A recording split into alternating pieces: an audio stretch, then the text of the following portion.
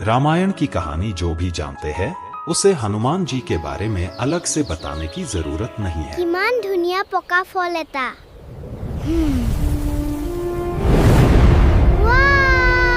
लेकिन सभी को हनुमान जी के जन्म के बारे में सही जानकारी नहीं है, क्योंकि हनुमान जी के जन्म के बारे में कई अलग अलग कहानियां प्रचलित है। आज हम इस वीडियो में हनुमान जी के जन्म के विषय में प्रचलित सभी कहानियां बताने जा रहे हैं। हनुमान जी के माता पिता कौन थे? उन्हें हनुमान जी पुत्र के रूप में कैसे प्राप्त हुए? और हनुमान जी का जन्म कैसे हुआ था? हनुमान जी के जन्म के बारे में ये सब बातें जानने के लिए वीडियो को अंत तक जरूर देखें। और आगे भी ऐसी ही अन्य पौराणिक कथाएं जानने के लिए हमारे विश्वात्मा क्रिएशन चैनल को सब्सक्राइब कर लें। आइए अब हमारे कथा शुरू करते हैं। हनुमान। परम राम भक्त हनुमान भगवान शिव के ही अवतार हैं। पौराणिक कथाओं के अनुसार चैत्र मास की पूर्णिमा के दिन मंगलवार को हनुमान जी का जन्म हुआ था। राम के परम भक्त हनुमान को भगवान शिव का एकादश अवतार कहा जाता है। शिव जी के सभी अवतारों में हनुमान अवतार को ही सर्वश्रेष्ठ माना गया है। हनुमान जी के पिता वानरराज केसरी थे, इसलिए उन्हें केसरी नंदन कहा जाता है। और उनकी माता अंजना थी, इसलिए हनुमान जी का नाम अंजनी सुत पड़ा। पवन देव के माध्यम से हनुमान जी का जन्म हुआ था, इसी वजह से उनका नाम पवन पुत्र भी है। हनुमान जी का बचपन का नाम मारुति था, लेकिन मारुति का नाम हनुमान कैसे पड़ा, यह कहानी हम किसी अन्य वीडियो में बताएंगे। वानरराज केसरी कपिस्थल राज्य के राजा थे। केसरी की पत्नी का नाम अंजना था। एक दिन वानरराज केसरी प्रभास तीर्थ के दर्शन के लिए गए हुए थे।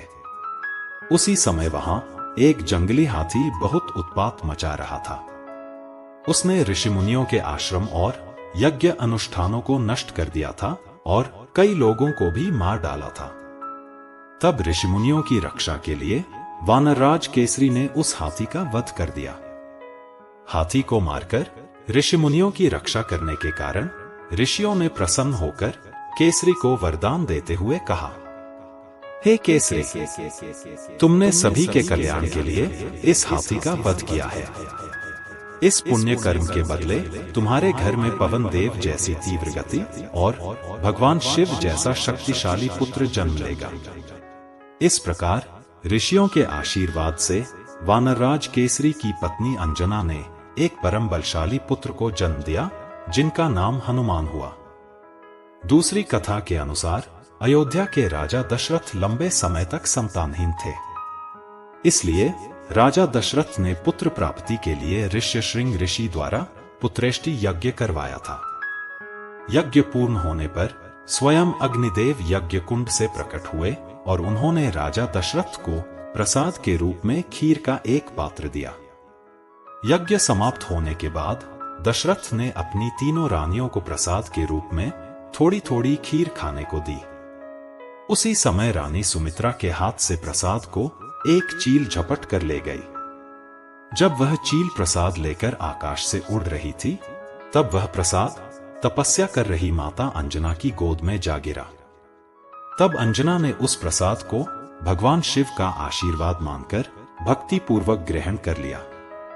कहा जाता है कि यह सब भगवान शिव और पवन देव की इच्छा से ही हुआ था। इस प्रकार यज्ञ का प्रसाद ग्रहण करने से अंजना गर्भवती हुई और यथा समय रुद्र अवतार हनुमान जी का जन्म हुआ। तीसरी कथा के अनुसार समुद्र मंथन से निकले अमृत को देवताओं और असुरों के बीच बांटने के लिए भगवान विष्णु ने मोहिनी रूप धारण किया था।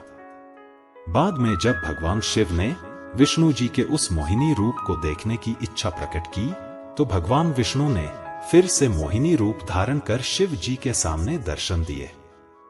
विष्णु जी के उस अत्यंत सुंदर मोहिनी रूप को देखकर कामोन्मत्त होने के कारण शिव जी का वीर्यपात हो गया।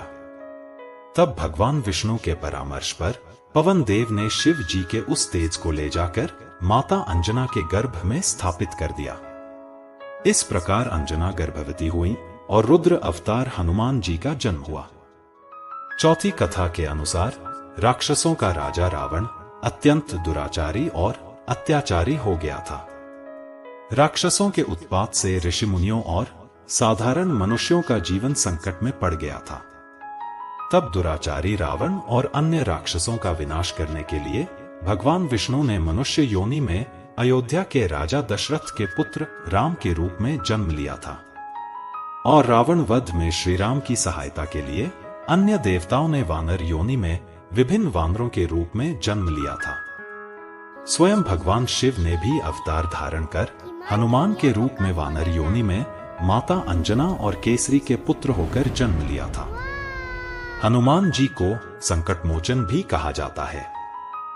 लंका युद्ध में हनुमान जी ने श्री राम और लक्ष्मण को हर प्रकार के संकट से बचाया था। शायद इसीलिए उनका नाम संकट मोचन पड़ा। हनुमान जी श्री राम के अनन्य भक्त थे।